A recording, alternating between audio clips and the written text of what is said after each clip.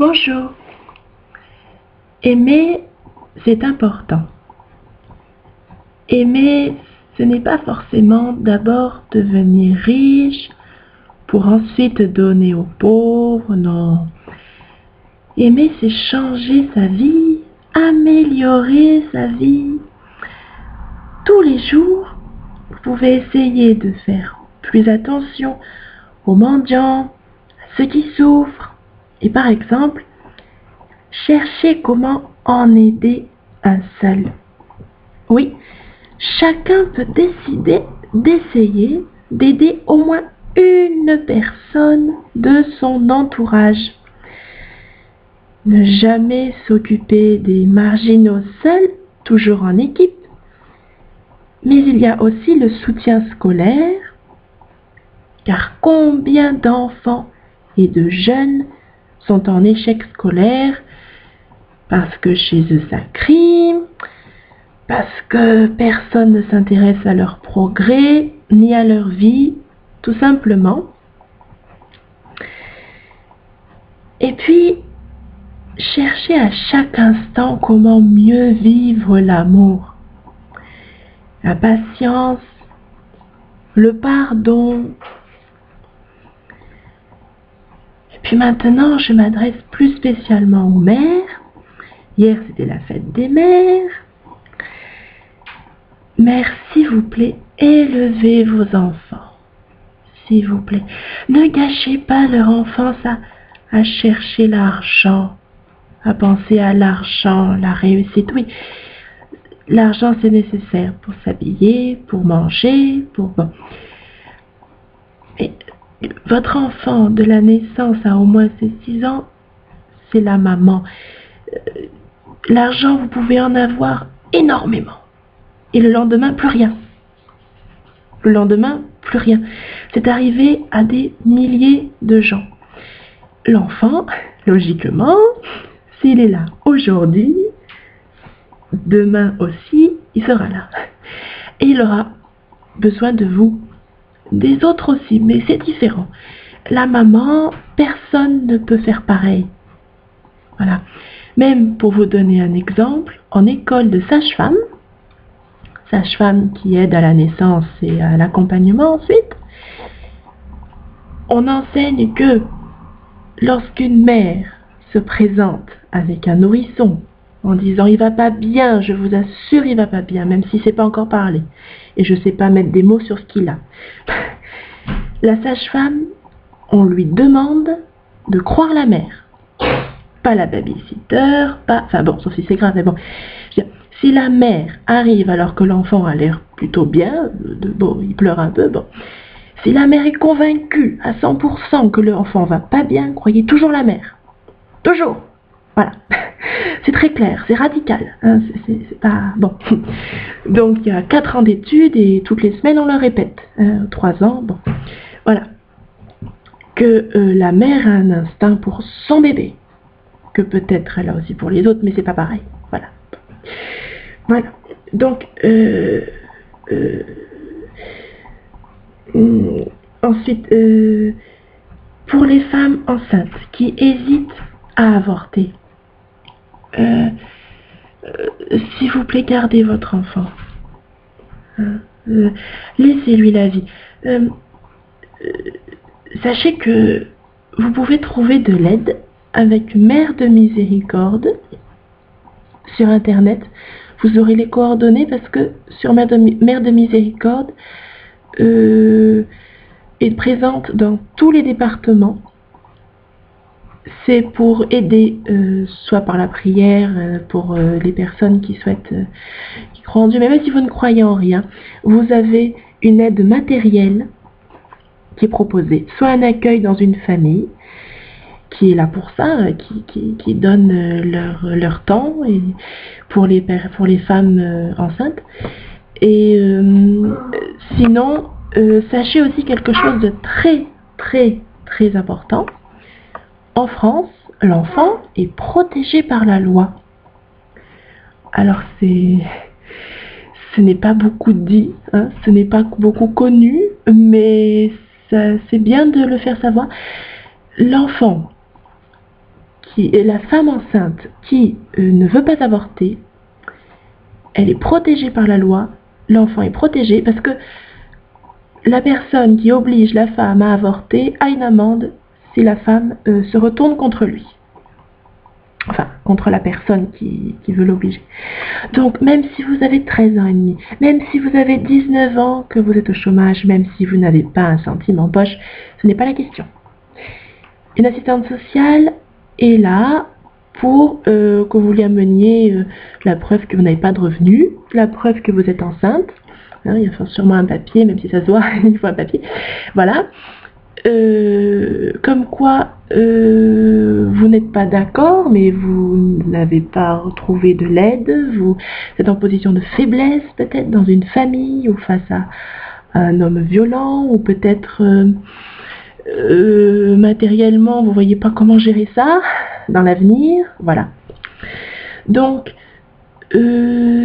sachez que vous êtes protégé par la loi en France. Voilà. Parce que en clinique, les mères sont obligées de signer. Le médecin n'a pas le droit d'avorter un enfant si la mère n'est pas d'accord. Si la mère ne signe pas. Même une mère mineure est protégée par la loi. Donc, c'est la mère qui est entièrement responsable. Donc, ne culpabilisez pas. Vous êtes en période difficile, en période de faiblesse, mais la loi vous protège. C'est pas la télévision qui va vous le clamer, mais c'est vrai. Voilà. C'est-à-dire que si même l'avortement est prévu demain, même si l'avortement est prévu dans une semaine, même si vous voulez dire non, vous pouvez. Vous pouvez. Et même si la personne, même si c'est toute une famille entière, même si c'est un homme très violent, ou même si vous ne sachez pas à qui vous adresser, il y a l'assistante sociale pour que vous lui ameniez les papiers qui diront que vous n'avez pas de revenus, ou votre carte d'identité, enfin bref, peu importe que vous alliez la voir, même si vous n'avez pas vraiment, vous savez pas trop quoi amener, allez la voir. Si elle ne vous convient pas, allez en voir une autre. Il y en a beaucoup d'assistantes sociales, hein, et dans tous les départements, il y en a beaucoup, donc vous en trouverez au moins une. Eh bien, et sachez qu'un avocat des droits familiales, des droits de la famille, sera gratuit si vous procédez avec une assistante sociale avant, et que l'avocat des droits de la famille, donc que vous n'aurez pas à payer parce que l'assistante sociale fera un papier comme quoi vous n'avez pas de revenus, vous ne pouvez pas payer, que vous êtes enceinte, que vous avez le droit de dire non. L'avocat des droits de la famille est tenu par la loi de vous protéger, et que si la personne vraiment vous force, bon, c'est difficile de prouver que moralement on vous force, mais bon, de toute façon on verra bien que vous voulez dire non. Donc si vraiment la personne, si vraiment vous n'êtes pas d'accord, la loi oblige la personne à avoir une amende. Voilà. Donc même si par exemple ça vous est arrivé et que vous voulez pas que ça reproduise, sachez que ce n'est pas une menace que vous ferez en l'air à la personne, c'est une vérité de la loi en France. Toute personne qui oblige une femme enceinte à avorter contre son avis, contre son oui, contre son consentement, elle a une amende. Voilà. Donnée par... C'est une loi qui existe et qui mérite d'être connue. Voilà. Ensuite, il y a Mère de Miséricorde pour vous aider. C'est anonyme. Vous n'êtes même pas obligé, voilà, de dire qui vous êtes, où vous habitez. C'est pas ça la question. C'est le fait d'en parler, de trouver de l'aide matérielle, et puis de toute façon vous pourrez rappeler plusieurs fois, enfin voilà, c'est là pour ça. Voilà. Et ensuite beaucoup de courage. Voilà, beaucoup de courage parce que c'est quelque chose de difficile. En même temps, dites-vous qu'un enfant c'est la vie. Voilà. Si vous croyez en Dieu, soyez convaincus, ou si vous croyez que l'être humain a une âme, tout simplement. Peu importe votre religion, si vous êtes convaincu que l'être humain a une âme, sachez qu'une mère enceinte, dès la conception, elle a une âme en elle. Enfin, elle porte l'âme de quelqu'un d'autre en elle. Voilà, ce que l'homme ne peut pas faire, la femme peut le faire. L'homme fait autre chose. Mais la femme de la conception jusqu'aux 9 mois, jusqu'à la naissance, elle a l'âme d'un autre être humain en elle. Ce qui fait que si vous priez, même si vous n'êtes pas catholique, c'est pas ça la question, si vous croyez qu'un être humain a une âme, vous êtes convaincu qu'il y a une âme aussi en vous, même si ce ne fait que 3 semaines que vous êtes enceinte. Ça fait 3 semaines que vous portez l'âme d'un être humain. Une âme qui évolue de toute éternité, et pour l'éternité, de toute façon, elle a été voulue, désirée par Dieu, et c'est beau. Voilà. Donc, félicitations de toute façon. Voilà. Ensuite, et courage. Voilà, courage.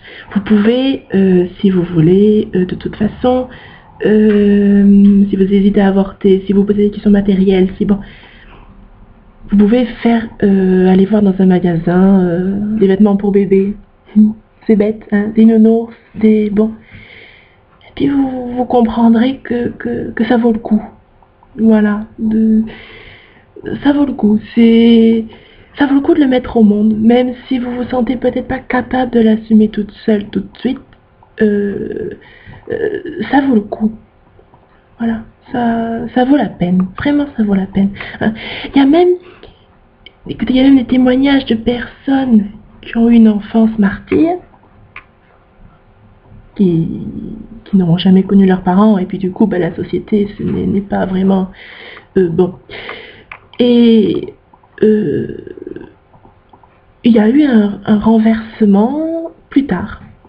Ils se sont devenus des personnes formidables et qui s'en sont sortis et qui ont construit des familles et qui ont fait le bien et qui ont aidé des autres. Voilà, qui ont bâti un monde meilleur. Donc, ne voyez pas seulement à court terme, voyez aussi à long terme que même si l'enfance, même si la situation est complexe, même si l'enfant va devenir un adolescent, l'adolescent va devenir un jeune, le jeune va devenir un adulte, et ce n'est jamais perdu. Voilà. Vous ne savez pas les rencontres qu'il fera, vous ne savez pas tout ce qui peut changer dans sa vie. Tout ce qui peut changer dans sa vie, à n'importe quel moment. Voilà. Donc, ne vous inquiétez pas de ça. Voilà. Ensuite, je m'adresse aux jeunes, plus particulièrement aux jeunes, parce que la société a quelque chose très très très bien, hein, mais quelque chose à 13 à 17 ans, quelquefois, pas tout le monde, mais quelquefois entre 13 et 17 ans, on ressent des fois comme un passage obligatoire à la rébellion. Comme, allez, on est obligé de se rebeller pour être comme tout le monde, pour dire l'adolescence, c'est un passage obligé de se rebeller, d'avoir de l'alcool, d'avoir toutes sortes de choses pas bonnes. Pas bonnes parce que c'est la morale, c'est pas ça. C'est parce que c'est pas bon pour vous. C'est la construction de l'individu. Ce n'est pas faire comme tout le monde, c'est s'accrocher à votre rêve. Votre rêve, même si c'est réparer des avions, même si c'est construire une montgolfière, même si c'est élever des animaux, votre rêve, vous y avez droit. Et vous pouvez le construire avec vos études, avec vos efforts. Et c'est vrai, il y a des profs qui nous ennuient des fois, il y a des profs difficiles, des fois on a des galères en maths, on a des galères en français, des fois accrochez-vous aux autres matières. Accrochez-vous.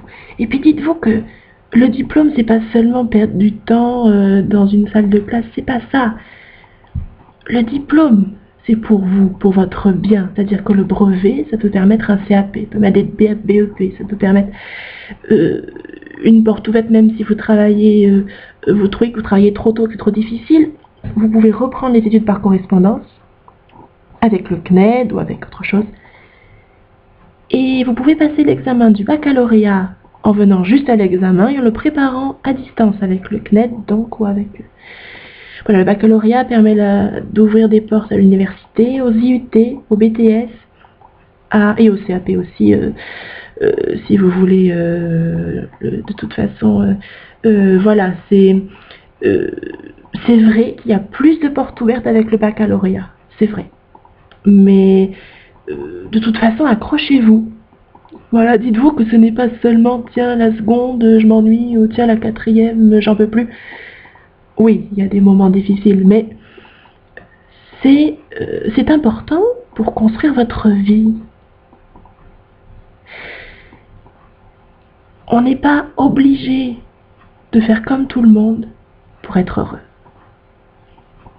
Voilà. Quelquefois, il y a une ambiance, espèce de machin, de truc. Bon, on se dit, ah, si je fais pas ça, c'est que je suis pas un homme. Si je fais pas ça, c'est que j'ai pas 17 ans. Et non, c'est pas vrai, t'as 17 ans quand même. L'an prochain, t'auras 18 ans et tu seras responsable de ce que tu fais. Et si tu bois de l'alcool et que tu conduis, et que tu y passes, eh ben, tu auras bien regretté d'avoir 17 ans, d'avoir passé tes 17 ans comme ça.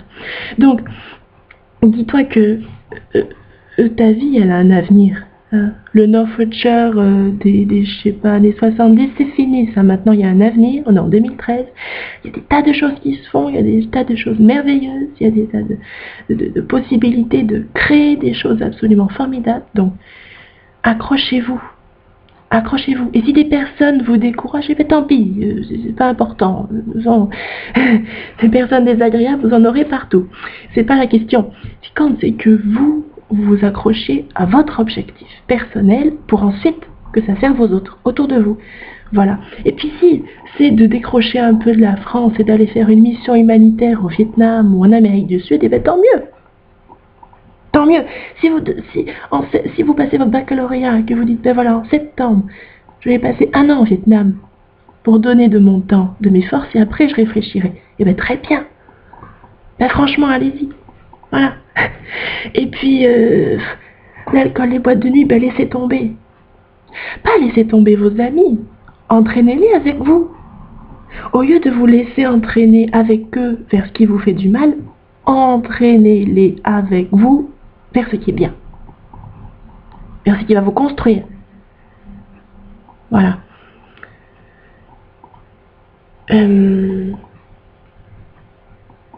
Ensuite, je m'adresse donc plus particulièrement à ceux qui vont dans les églises et qui trouvent que c'est froid. Des fois, on entend, tiens, dans les églises, c'est froid, il y a que des cheveux gris. Non. Dans l'église, il y a le Christ.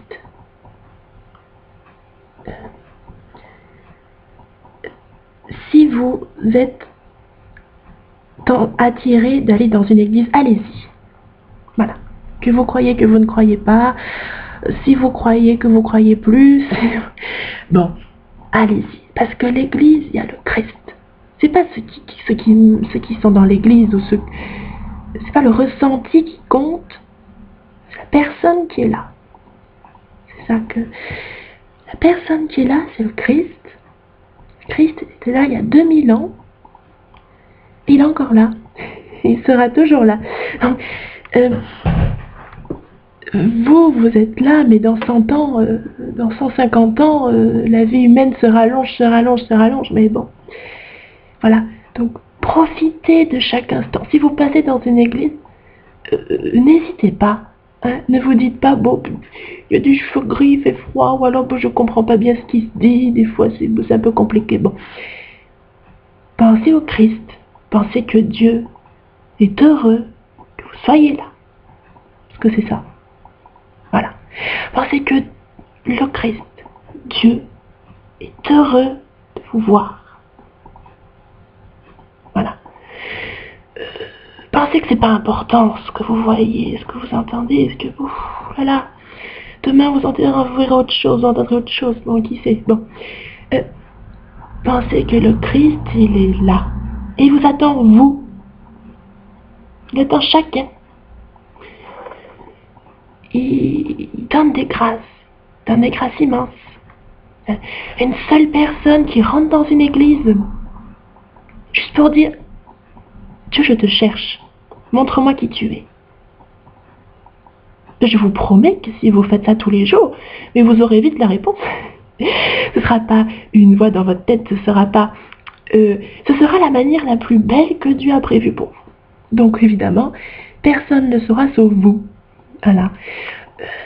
je vous fais la promesse que si tous les jours, ou si tous les dimanches, ou tous les mercredis, le jour où vous voulez, toutes les fois vous passez devant une église, même si l'église est fermée, voilà, il y a le corps du Christ qui est dedans. Le corps du Christ, le Christ est présent. Même si c'est un mystère profond, c'est vrai. C'est vrai. C'est une réalité vraie. Comme vous êtes dans l'église, le Christ est là aussi. Et si vous passez à côté, et que même si l'église est fermée, et que vous dites, Dieu, tu es là, je te cherche. Montre-moi qui tu es. Montre-moi la vérité. Je vous promets que si vous faites cet effort-là tous les jours, eh bien Dieu ne tardera pas à vous montrer son amour. Je vous le promets. Donc, cherchez Dieu, cherchez qui il est, cherchez son amour. Hein. Vous ne serez jamais déçus. Vous ne serez jamais déçus. Hein. Et puis, si vous aimez Dieu et que vous êtes content de passer dans une église, ben entrez dans l'église. Si elle est ouverte, entrez dans l'église. Et puis passez 5 minutes, 10 minutes. Et puis dites, Jésus, je t'aime. Je t'aime. Je suis là parce que je t'aime. Voilà. Ah ben c'est un beau cadeau. C'est un beau cadeau. Jésus, c'est notre ami. Il est là pour vous aider, pour vous consoler, pour vous apporter le vrai bien, c'est la joie, c'est la paix. Aujourd'hui, combien de gens vont chercher la paix, alors après ils l'ont pas. Alors ils vont recommencer la même bêtise, ils disent désolé, toujours pas. Bon. J'ai fumé, j'ai pas la paix, je recommence. Non, c'est dommage. Non, si vous fumez, vous n'avez pas la paix, c'est normal. Ça n'a jamais donné la paix à personne. Ça donne un état second que médicalement, il y a beaucoup de gens qui le regrettent après. Franchement. Voilà. Donc, tout ça pour vous dire, n'hésitez pas. Des églises, il y en a partout en France. C'est un beau cadeau qui nous reste, hein, encore. La France est encore chrétienne. De toute façon, même les autres religions sont magnifiques. Hein, même si vous passez devant une mosquée, n'ayez pas peur. N'ayez pas peur des autres religions. C'est Dieu quand même. Voilà. Ne vous dites pas, ben tiens, moi j'ai la vérité, donc je vais tout leur dire. Non, non, non. N'ayez pas peur de ceux qui sont différents. La différence, c'est une richesse. La différence, c'est beau. La différence, c'est beau. Les autres cultures ont quelque chose d'immense à nous apporter. D'immense.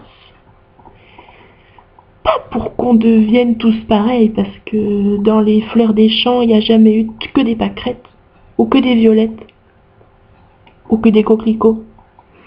Et ce serait quelconque, ce serait monotone, on s'ennuierait dans les champs. Donc, la nature est variée, la nature est complexe, la nature est diverse, et c'est voulu par Dieu, et c'est beau. Donc, n'ayez pas peur, hein. Le sapin, il n'a pas peur du tilleul. Le tilleul n'a pas peur du noisetier. Ils poussent à côté et ils s'enrichissent. Et d'ailleurs, même c'est prouvé que les arbres fruitiers qui sont différents produisent plus de fruits quand ils sont proches. Voilà. Si vous mettez un prunier à côté d'un abricotier, ils vont se polliniser entre eux et ils vont produire 100 fois plus de fruits. 100 fois plus de fruits. Donc, c'est des arbres, hein. Donc nous, imaginez ce que ça peut représenter, les êtres humains. Donc, n'ayez pas peur. C'est pas parce que ce sont des juifs ou des musulmans. N'ayez pas peur. Et ils vous feront aucun mal. Hein. D'ailleurs, parfois ils ne cherchent qu'une chose, c'est à connaître les autres. Bon, alors, partageons sans cesse les avantages de notre culture. Il y a des beautés partout. Il y a des grandes beautés partout. Il y a des grandes beautés à partager. Dans chaque pays, il y a quelque chose de bon, de beau. Et si chacun se dit, tiens, ben, j'habite pas dans mon pays, mais je me souviens qu'il y a quelque chose qui me plaît dans mon pays, c'est ça, dans ma culture, c'est ça que j'aime. Eh ben, donnez-le, transmettez-le. Si vous venez d'Algérie, que vous dites dans l'Algérie, j'aime bien ça, et je suis content, je suis fier de ça, eh ben, donnez-le, transmettez-le, parce que c'est beau, c'est important. Voilà, c'est important, on en a besoin. On a vraiment besoin de ça. Voilà. Si même vous venez de Russie, vous dites, tiens, en Russie, j'aime bien ça. En Russie, je suis content de ça. Eh bien, dites-le, transmettez-le. Vous écrivez, ou vous parlez, ou vous transmettez par votre vie. Vous partagez. Voilà, vous partagez. Vous vous dites que vous avez raison d'être fier de ce que vous aimez, de ce que vous êtes, et vous le partagez. Voilà. Toute simplicité. Voilà. Que ce soit la cuisine, que ce soit la langue, que ce soit la culture, que ce soit le fait que vous croyez en Dieu, il y a des millions de choses magnifiques dans chaque culture, le tout c'est de se le dire. Voilà. Comme on dit, le bonheur des fois est à portée de main, mais soyez-en fiers, voilà. Soyez-en contents, soyez-en contents, voilà. Donc, je vous remercie beaucoup. Et puis, je m'adresse enfin aux personnes âgées, que je n'oublie pas. Personnes âgées qui, quelquefois, sont seules. Des fois, elles trébuchent, et puis ben, pendant des heures, il n'y a personne qui vient les relever, qui s'intéresse à... Bon, si vous priez, bon, là je m'adresse à ceux qui croient en Dieu, priez. Priez. Vous êtes des monastères, des cathédrales de prière. Vous vous rendez pas compte, une personne âgée qui prie, c'est des grâces. C'est des grâces. Oh là là là là. Si vous dites, mais Dieu, pourquoi tu me reprends pas? Je vieillis, j'ai mal partout, j'y vois pas bien. Non, vous êtes important. Vous êtes important. Oh là là là là. Si vous savez à quel point la prière est nécessaire. La prière est nécessaire. Même si vous ne faites pas autant de marches qu'avant. Même si vous ne vous déplacez pas aussi vite qu'avant. La prière. Oh, vous vous rendez pas compte. Vous vous rendez pas compte. Alors pour les catholiques qui aiment prier le chapelet, si vous aimez prier le chapelet, priez-le. On n'en dira jamais trop. On n'en dira jamais trop. Priez le chapelet si vous aimez, si vous êtes juif et si vous aimez prier Dieu, mais priez-le. Priez-le dans votre langue, priez-le avec votre cœur. Priez-le. Si vous êtes musulman, que vous êtes âgé, que vous êtes seul, priez Dieu. Priez Dieu. Dieu, il vous aime. Qui que vous soyez. Hein. Dieu, il n'a jamais dit, si t'es pas catholique, je t'aime pas. Il n'a jamais dit ça, au contraire. Au contraire. Je t'aime plus parce que tu me connais moins, donc je veux te faire connaître qui je suis. Voilà. Voilà, si vous êtes âgé, que vous aimez Dieu, priez-le avec tout votre cœur. Voilà. Chantez la louange que quand vous ouvrez la fenêtre, vous voyez autour de vous. Vous voyez le ciel. Vous voyez un oiseau. Vous voyez, chantez la louange de l'amour. Hein, dans votre cœur. Et puis si vous voulez chanter à haute voix, vous pouvez. Voilà. Chantez à l'intérieur de vous-même. Merci mon Dieu. Merci mon Dieu pour la création. Merci mon Dieu pour tout ce que tu nous donnes chaque jour. Le soleil, les nuages, la pluie. Hein. Des fois en France on dit oh il fait mauvais temps, on râle. Et la pluie est nécessaire. S'il n'y avait que du soleil, ce serait difficile. Une année en France où il n'y aurait que du soleil sans jamais de pluie, ce serait difficile. Il n'y aurait pas les fruits, il n'y aurait pas les légumes, il n'y aurait pas les salades. Il n'y aurait pas... Remerciez Dieu pour la pluie, remerciez Dieu pour la neige, remerciez Dieu pour les nuages, remerciez Dieu pour les oiseaux, remerciez Dieu pour le soleil, remerciez Dieu pour la création. Remerciez Dieu pour tout ce qui est matériel. Parce qu'en fait, si on l'a, c'est grâce à lui quand même. Donc, enfin, je m'adresse aux croyants, bien sûr. Si Remerciez Dieu pour les voitures. Remerciez Dieu pour les immeubles.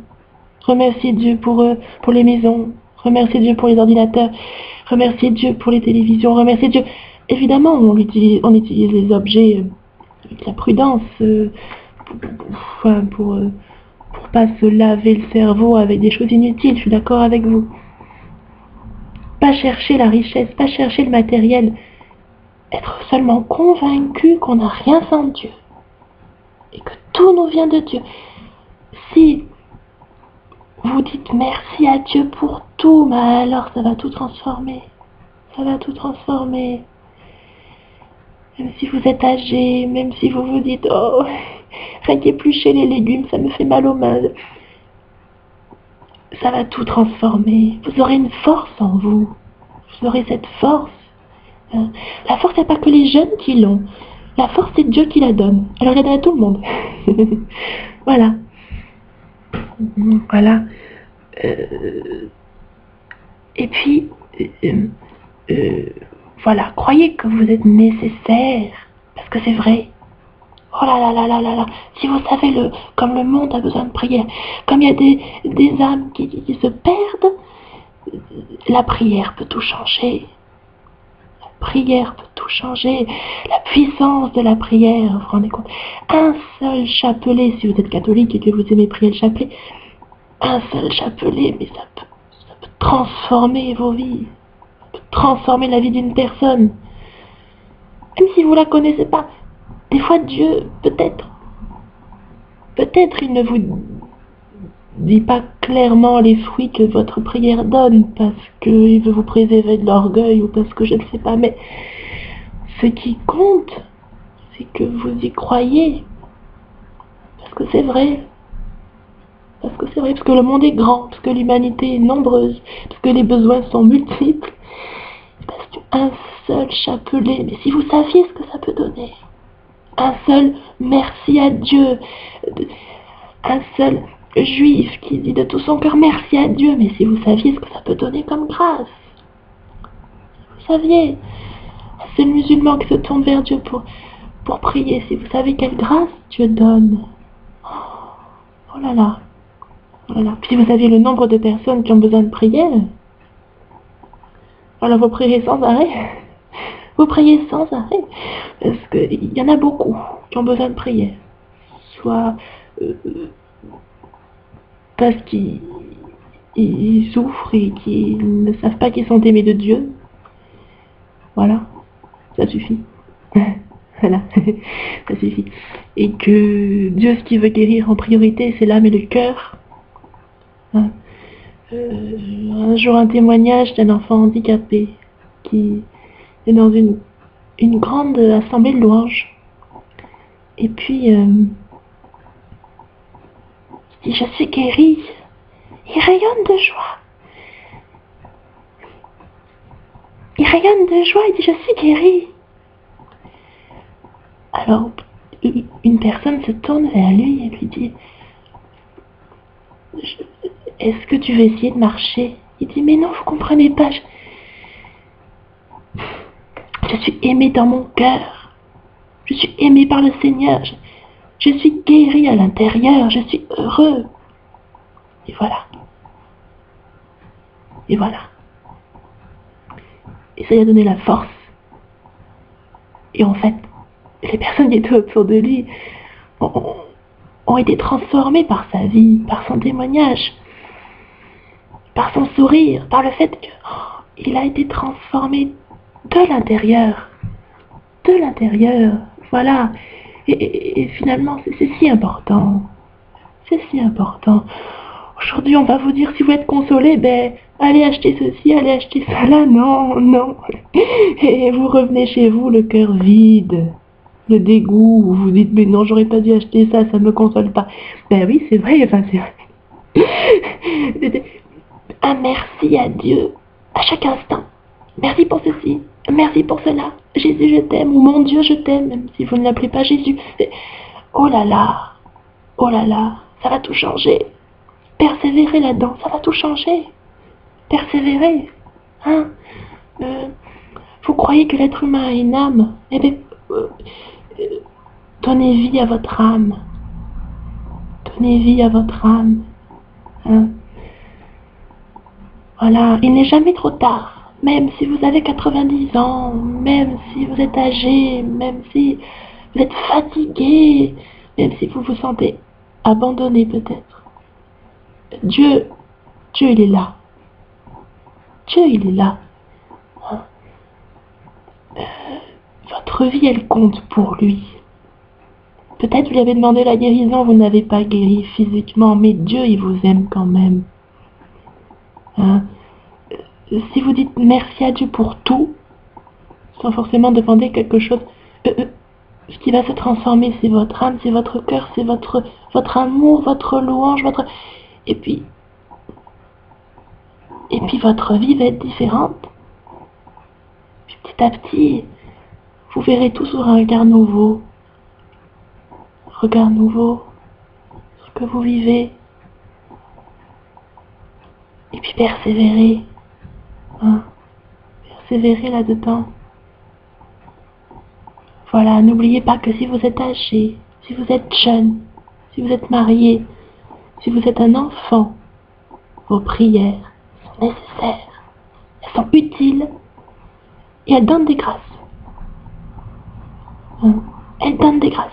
À chaque je vous salue Marie, à chaque merci mon Dieu, même si vous n'êtes pas catholique, ou je pense aussi aux protestants, aux orthodoxes, vous avez raison de prier, c'est bien de prier.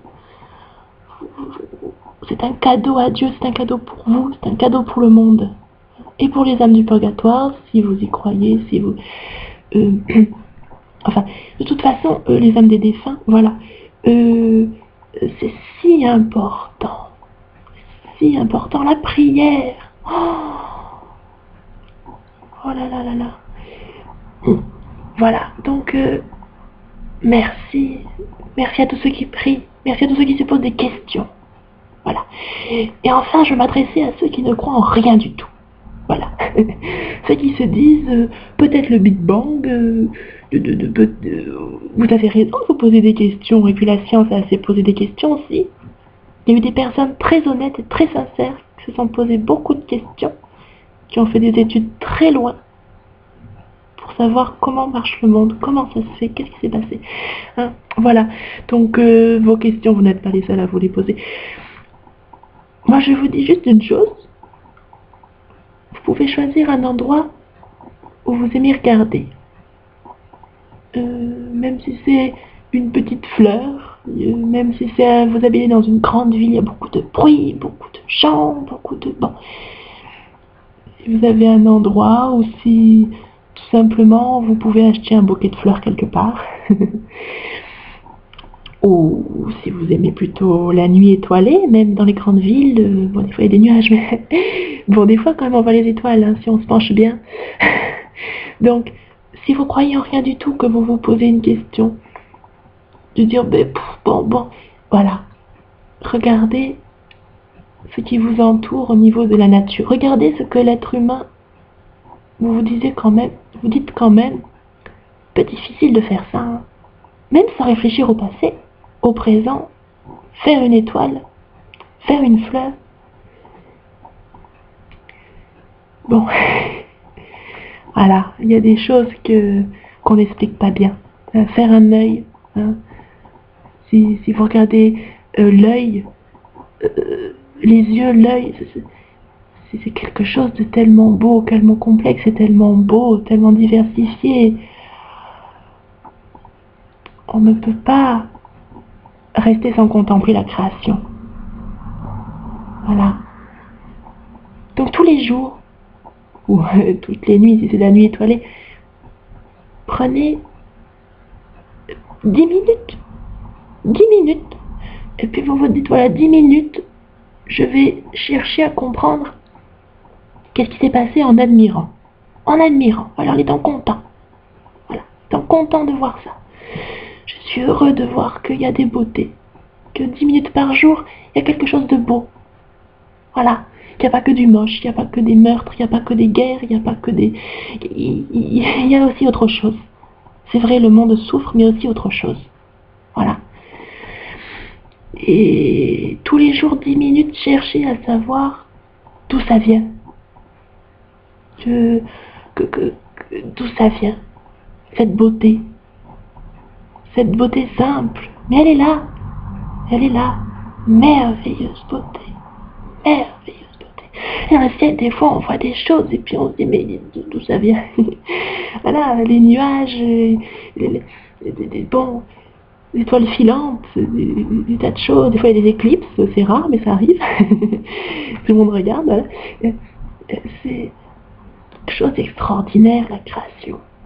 Extraordinaire. Donc, 10 minutes par jour, contemplez, admirez. Puis si vous êtes en couple, si vous rentrez, vous êtes l'homme, vous êtes fatigué, que votre femme vous fait la gueule, qu'elle vous reproche je ne sais quoi, que vous en avez marre parce que vous avez beaucoup travaillé, mais que votre femme elle vous aime et que en fait vous comprenez pas, mais que vous aimez, eh ben essayez de prendre ces 10 minutes en silence, côte à côte. Ah, ça paraît bon. Prenez 10 minutes en silence à regarder la création, à admirer la création. Même si vous êtes dans une grande ville, même si... Cherchez Dieu dans ce que vous admirez, côte à côte. Voilà. Si l'autre vraiment ne veut pas venir, et bien persévérez, et puis il finira par venir à côté de vous, parce qu'il vous verra tellement heureuse, et il vous aime, il sera content de vous voir heureuse, donc il viendra. Voilà. Ou l'inverse. Voilà. Voilà, on est toujours heureux de contempler la création. Hein. Contempler la télévision, on se sent vite un peu dépassé, et puis on se dit au fond je mérite mieux, mais il n'y a pas mieux. Mais si, il y a mieux. Bien sûr il y a mieux. Il suffit d'ouvrir la fenêtre. Il suffit d'ouvrir votre fenêtre, de regarder, de pousser le rideau, de marcher dans la rue côte à côte en silence. Hein. Voilà. Puis ça pourra tout changer. Ça pourra tout changer petit à petit. Hein. Voilà.